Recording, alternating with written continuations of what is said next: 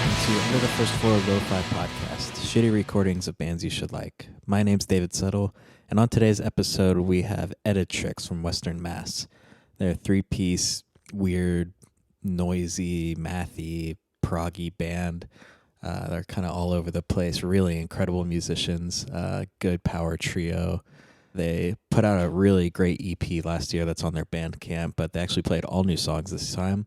So without further ado, here is the first song they played called Medley. Hope you enjoy.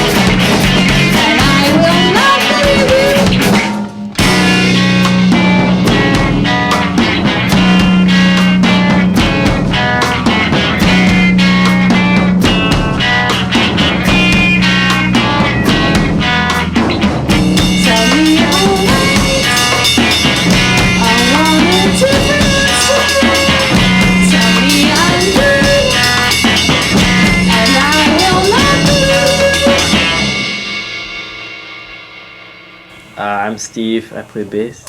I'm Wendy, I play guitar and sing. I'm Josh, and I play drums. Thank you. And what is the band name? Editrix. Editrix, thank you. Do you want to give a little history of the band? We've been a band for like 2 years, coming up on 2 years. We're from Western Mass.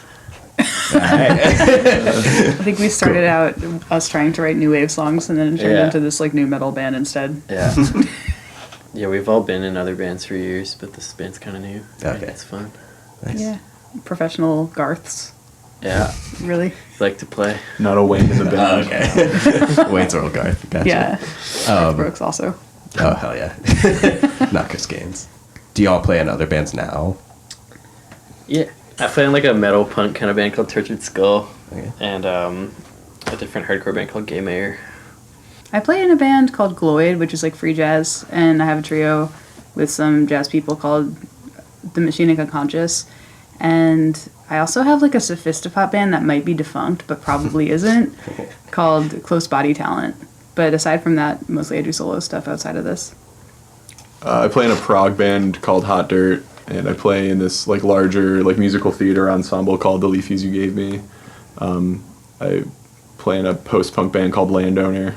Love Landowner. Landowner's cool. great. I gotta shout out Meat Dreams, my sometimes active band. I have great love for the Meat Dreams.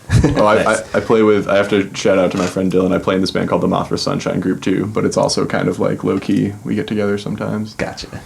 This is a boring question, but for y'all, I'm curious, because y'all are so like all over the place and unique sounding. What are your influences for this band? Primus. Yeah. Just I do Primus. like Primus. We do Nice. definitely rock The 90s. the 90s as a concept. Okay. No Means No is a big one Nice. for me. I've never heard of them.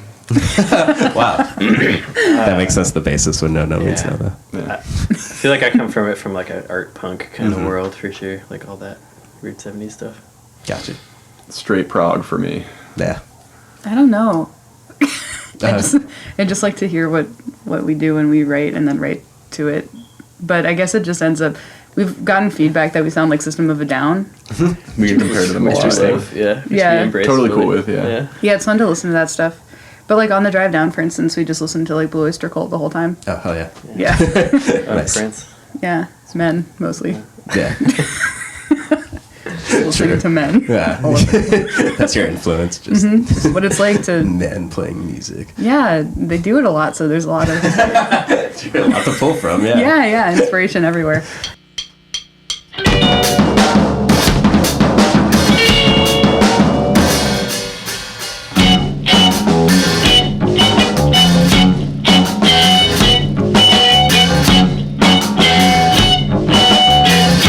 On the subject of whether or not to live,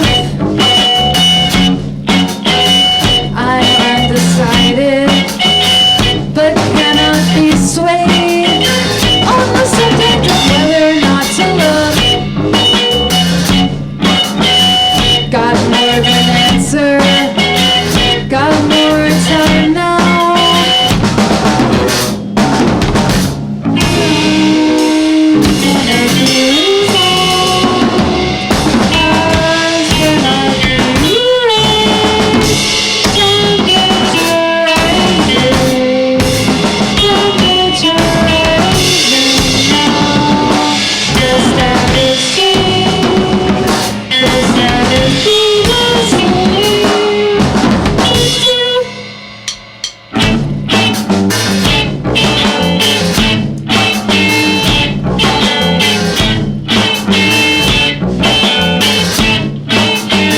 On the subject of whether or not to lose, I throw my hat in, I cannot be sold. On the subject of how or not to live, still undecided, maybe forever.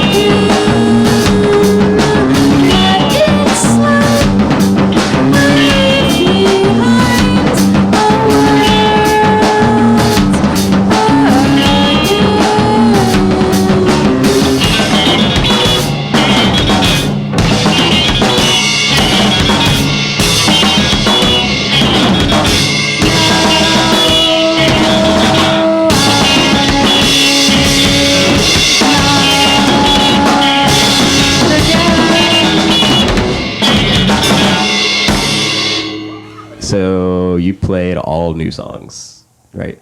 None of those were on the EP that you released. In that way, I mean. Yeah. Unreleased songs, sorry. Yeah. Yeah, we are working on an LP that has some of the ones that did it, but we've also written like 8 songs subsequent to the LP's Oh, wow. recording. So Nice.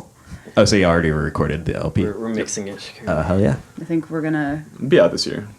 We don't know where yet. Yeah, gonna call it Me and the Monitor. You heard it on the air. That's Yeah, we're it's committed done. now. How's the recording of that? It's amazing. The recording was super easy. It was great. Yeah, we went. Wendy has a friend named, what's Peter's last name? Atkinson. Peter Atkinson. You're great. Love you. Yeah, he got us the hookup at this sweet studio in Carlisle, I think. Yeah. And yeah, he did a really good job. And then I've been slowly mixing it with Wendy and Steve's assistance since then. Nice. Extremely the cool member of the band there. True. Mixing. Makes and up for stuff. the fall choice. Prime influence. Premise influence. I guess focusing on the songs you played today, what part are you most excited for? What song? You The really first like? song we played is a favorite for sure. Oh yeah. Yeah, Why's we that? really like that one a lot. It was a classic. It's just- I really like Heavy. Sorry. I like Heavy Cut you too. off. Oh no, I think Wait, what's the name of that now? Is that what it's called on the? I guess we're really bad at it. Yeah. It's the second one we played. Everyone Yeah, the is. second song we played on the thing. What about that I one? think it's because we're all like Garths and we're all like side people. Really, We're not good at the naming and the. That's fine. yeah, we're like this one bangs. It's gonna be called the banger. It's a true story. But yeah, the first song we played, I think, is like. It's my favorite song I've ever been involved in writing because Oh, wow. it's just so structurally like tubular or something. It's so crazy, and it just makes so much sense to me, and it's satisfying. Not to be like really excited about my like music with That's people, cool. but like That's why I asked that question. I think we're. I want people to be I think we're excited. supposed to get hyped. yeah. That one has a cool. It has a cool metric modulation in it too that I like. That nice. into that bridge. It's nice. It feels so like Yeah.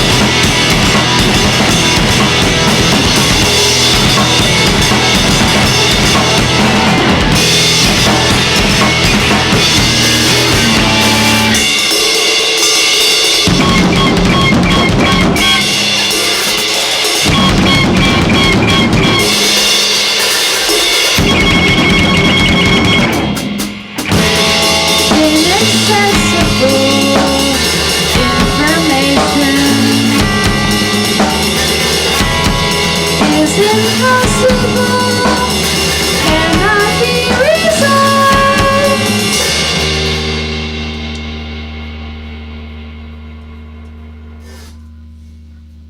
Right before I hit record for this whole session, y'all bombarded me with the news that Neil Peart died. Sorry. What's your favorite Rush song? You know what? I'm gonna say it, Closer to the Heart. That's a good one. Yeah. Speaking of men playing music, yeah. What's the one about the car? There's like a whole song about his like fun red barchetta or something. The Red Barchetta, yeah. That's probably my favorite. It's on Rush song. Hemispheres, right? Is that their version of like Little Red Corvette? But Yeah. Oh my god. the Rush They version. fucking wish. Oh my god, It's- if it's not on Hemispheres, I'm gonna get laughed It's at. on Moving Pictures. It is, yeah. Oh, That's the only one I'm I'm an gonna asshole. know. I would get so many Twitter notes. I have no followers. It doesn't matter. Doesn't know their Rush records. Yeah. I don't know shit about Rush. I like Tom Sawyer. I don't know. That's a good one. Yeah, I feel like that's a good Neil. That's a Neil Peart showcase. it really Has that is. drum feature, solo. yeah. Yeah. I do love a feature. I like it when people get to shine. I'll Nice. probably watch Beyond the Lighted Stage when we get back, or maybe even tonight if I can get on the Wi-Fi wherever we're staying. It'd be sick to like watch it at my dad's house. That would be fun. We should do that. That's a good rockumentary. Yeah. Isn't it like 5 hours long or something? It's like 2:45 or something. not bad. It's not, It's yeah. They have like 7 documentaries out about them. I feel like so.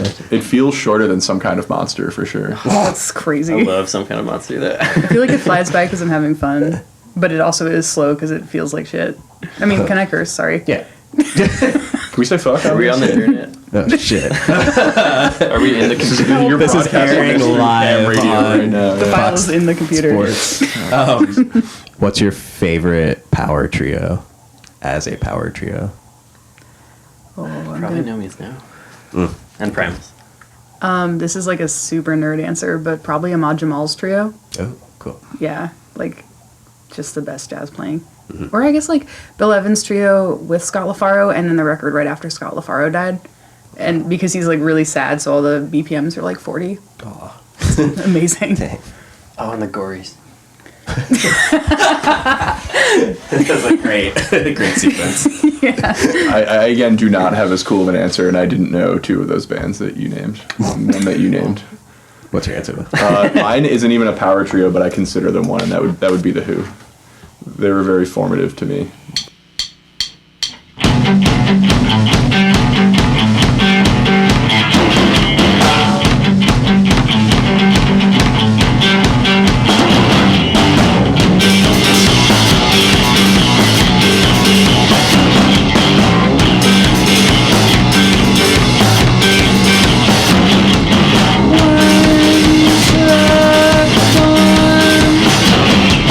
One truck coming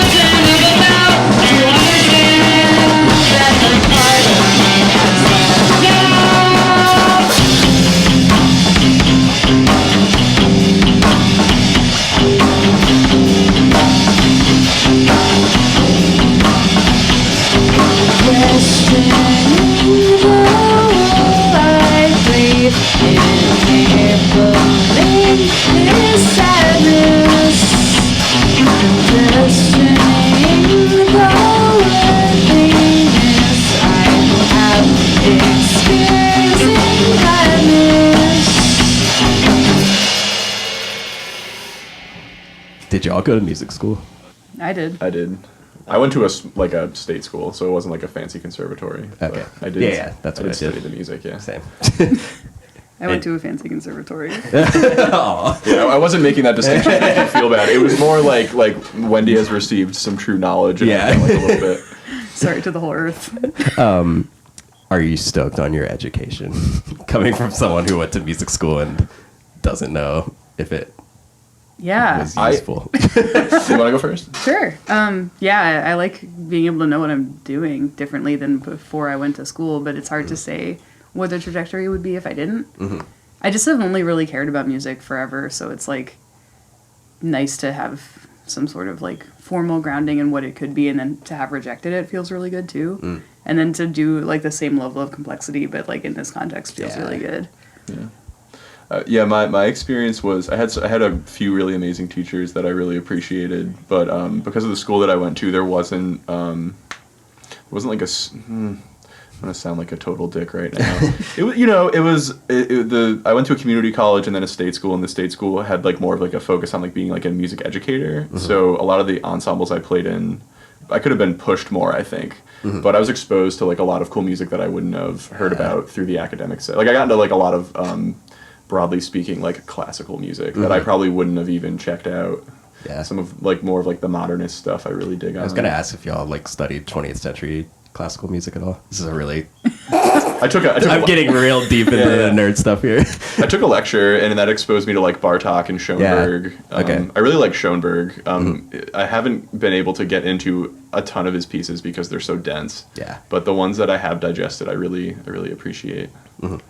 Yeah. I remember one time we bumped into each other in Northampton before we were like playing together, and I mentioned like, oh, I was just listening to String Quartet No. 2, and you looked at me and you were like, sing the theme, and I like, I'm such a jerk. well, yeah, but then I went home and then I like I made a point to kind of try and learn the theme. Well, some of your vocal lines like remind me of like Whoa. 20th century like atonal music, just the way it like leaps different ranges and stuff. So I was you. curious if that was an influence. Well, I'm a huge Berg fan. Yeah. So, like, maybe. And I just saw the most recent, I saw Vutzek at the Met, like, a few weeks ago. I was pretty jealous of that. Sick. I'm jealous of you for having done it. It was my first opera since, like, during college. And it was the coolest thing I've ever seen. Yeah. But, I mean, it's mostly because I have no idea how to, like, write an easy part. And I'm not really, like, a native... Like, I feel more, like, comfortable as a guitar player than a singer. So I don't really know. It just... But, yeah, I had to study that stuff, like... Lots of theory, and I like modernism in general because I can't pick another language, you know? Yeah.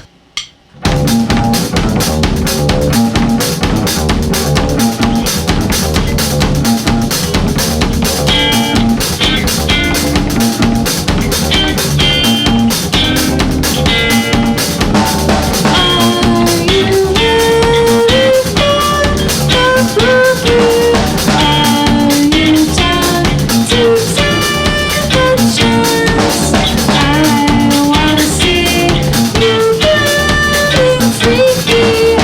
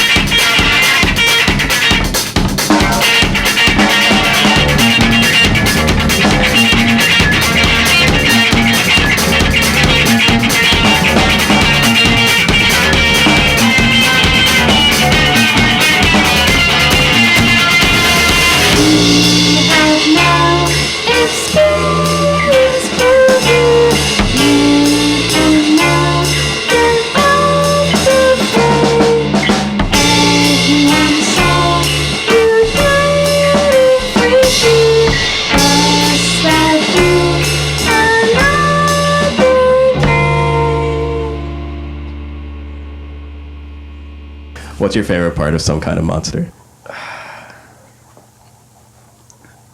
There's an outtake where they throw a Hawaiian-themed birthday party for Kirk, and Lars doesn't know, and he doesn't show up without any of the shit, and he like throws a total fit about it. He's like, "No one tells me anything." That's probably my favorite part. It's really good. I like when he goes, when James Hetfield's warming up, and he goes, "Mommy, mommy, mommy, mommy, mama." It's so amazing. I mean, mine's gonna be way more basic than your guys, but I definitely like the part where Lars like throws a fit because he can't write a different drum beat, and he's like, "It all sounds the same." Yeah. And James is like, "Play something different then." That's a classic for sure. Yeah. I'm starting Hey to- Lars, if you're listening, We stand James. yeah, I'm not a fan. He'll be fine. He's not gonna listen to this. Wait, so he was complaining about not being able to play a different drum beat, even though he's played the same drum beat for like 20 years now. I mean, something like that. I think it's like James. They're trying to write a new riff, and he can't. I remember. And he like, and he starts to get it, and then he's like, "It all sounds the same." I think James's response is like, "Play something." Yeah. The weirdest thing with Lars, I think, is like on the first record, he's clearly like kind of getting there, and then the next 2 records, he's like really good, and then he like falls off and has continued to fall off for like 30 years. I don't agree that he was ever really good. He on Master of Puppets and Ride the Lightning, he's like totally fine. Like he's not Dave Lombardo good, but he's like good. You know, He plays his part. he does the thing. Yeah.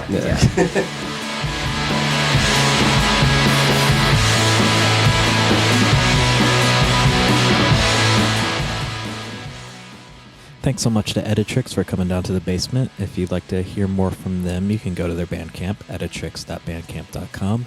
And you can also find them on Instagram at Editrix Plays Rock and Roll. If you'd like to get in touch with me about the podcast, you can email at underthefirstfloor@gmail.com. You can also find it on Twitter at UTFF Podcast and on Instagram at underthefirstfloor. For the last couple of songs, I'm going to play some cool trios from the past. The first one being from No Means No, a song called It's Catching Up. This is off of 1989's Wrong, which came out on Alternative Tentacles. They're a Canadian 3-piece band who played throughout the 80s, 90s, and aughts. Just such an incredible band. It really reminds me of Editrix in that they're all over the place, noisy, and just amazing musicians. Definitely check out their stuff if you have never heard them. They're a big influence on my personal musical output for a very long time. So yeah, check that out. And for the last song, we have Krill, a song called Fly. It's off of 2015's A Distant Fist Unclenching on Exploding in Sound. They were a really great, intricate indie 3-piece from, I believe, Boston. The question I asked about power trios, I thought of because one time I was playing a show with them and Speedy Ortiz, and a member of Speedy Ortiz asked Krill what their favorite power trio was, and I ripped off their question. So I hope you enjoy, hope you have a good week, and we'll see you next time. Bye.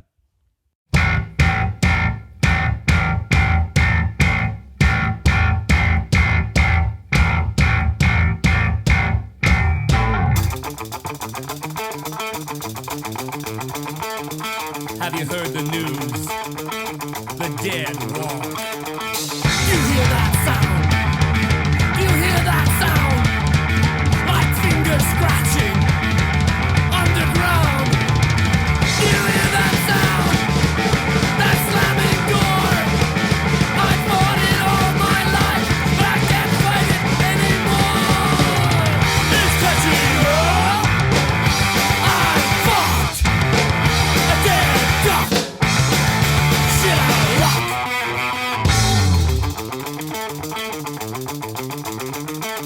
How do you hide from something you have found?